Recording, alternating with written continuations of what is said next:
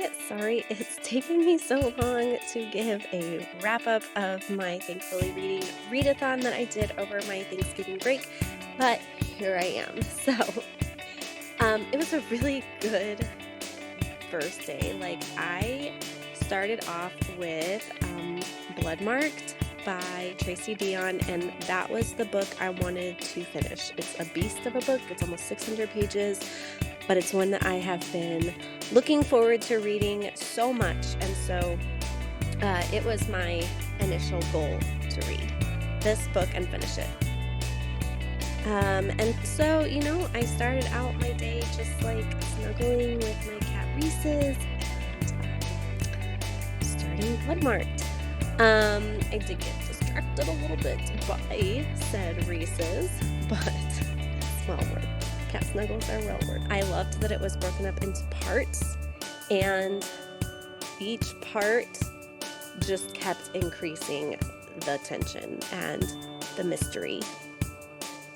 I did pause on Wednesday, like 3 or 4 p.m. to make lasagna for the first of 2 Thanksgiving dinners. And I listened to the audiobook, The Girl from the Well.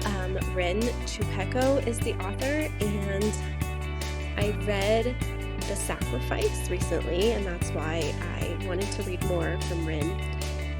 And because it was a good horror, spooky book, and this one had strong Ring vibes. It even mentions The Ring in it and The Grudge, and so that was one of the most terrifying movies I've ever seen is The Ring, and so I was really excited to read it. And this one was pretty terrifying, but a really good story. I'm really glad I read it. I also did my nails, And then I was frustrated that I hadn't finished the book, because, day 1 of the readathon, I need to be done with the book. So I picked up 2 graphic novels on my phone on Hoopla and read those while laying in bed with my child. And Surviving the City, books 1 and 2, phenomenal. Own voices and set in Canada, and very short, like less than 70 pages, but powerful stories about missing women in Canada and the Americas in general, and how women of Indigenous background are grossly ignored, and the numbers are very not accurately counted, I guess I should say, or I guess you would say.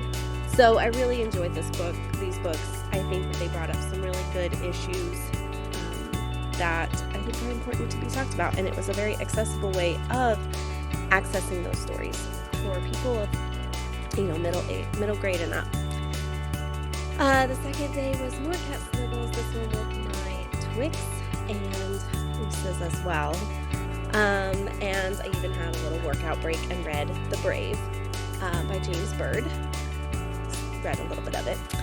And then on to Bloodmarked, continuing that book, and then finally finishing. It was amazing.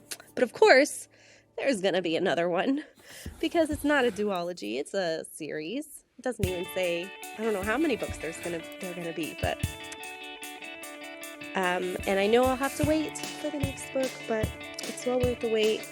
The way Tracy tells the story, I was able to get back into it pretty easily. I did look up a few things, but otherwise I was pretty good at starting the second one after waiting a while from the first. I think it's been a year.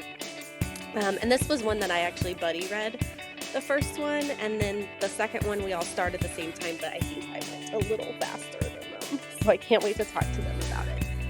It's best to have a reading partner, And then in total, all of these are books that I picked up at some point, but I only finished 3. I shouldn't say only. 1, 600 pages, and it was the one I wanted to finish.